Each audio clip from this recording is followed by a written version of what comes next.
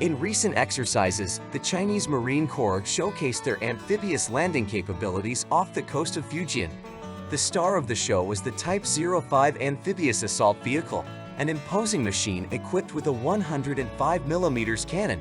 While impressive on paper, this display of force reveals more about China's strategic concerns than its strengths.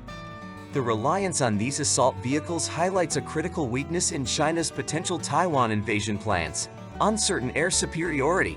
With the Chinese Air Force likely engaged in battles with Taiwanese, American, and Japanese forces, close air support for landing operations becomes a risky proposition.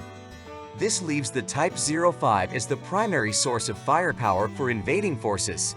However, the assault vehicles face significant challenges. Their accuracy while bobbing in the sea is questionable, and their armor is vulnerable to a wide array of Taiwanese defenses. From anti-tank missiles like the TOW and Javelin to advanced rocket systems and even drone-launched weapons, the Type 05 would face a gauntlet of fire both in the water and on the beach. The Chinese military's amphibious strategy bears an uncomfortable resemblance to past failures. The Type 63 tank's disastrous performance in Vietnam serves as a cautionary tale.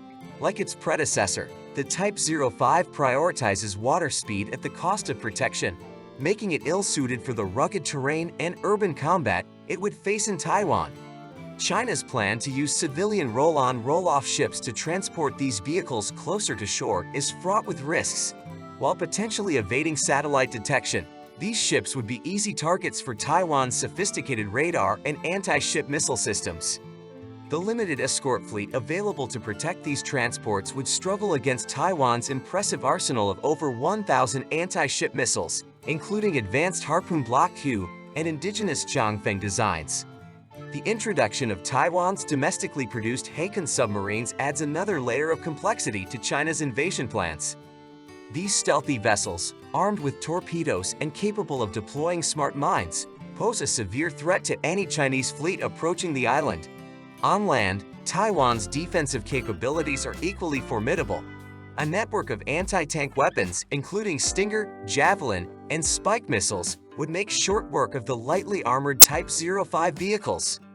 The Thunderbolt 2000 multiple launch rocket system presents an even greater danger, capable of devastating entire formations of landing forces with precision strikes. Beyond the immediate challenges of an amphibious assault, China faces a broader strategic dilemma in any conflict over Taiwan. The combined air and naval power of the United States and its allies present an overwhelming force.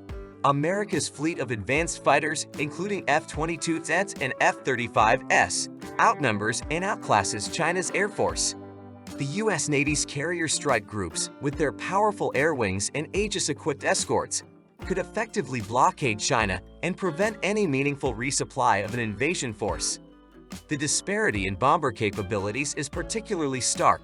While China relies on a limited number of H-6 bombers with modest range and payload, the U.S. can deploy a variety of long-range bombers armed with advanced weapons like the AGM-158C LRSM anti-ship missile.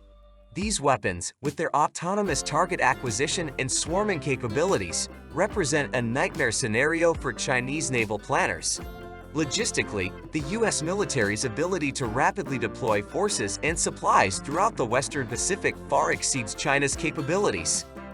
This advantage in sustainment and flexibility would prove decisive in any prolonged conflict. In conclusion, while China's recent amphibious exercises may appear impressive, they reveal significant vulnerabilities in any potential Taiwan invasion plan. The reliance on lightly armored assault vehicles, limited air support, and vulnerable transport ships all point to a strategy that could quickly unravel in the face of Taiwan's well-prepared defenses and the overwhelming power of U.S. intervention.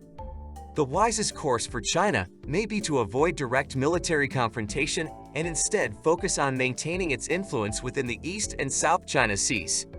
The risks of a failed invasion attempt far outweigh any potential gains, especially given the technological and logistical advantages held by Taiwan and its allies.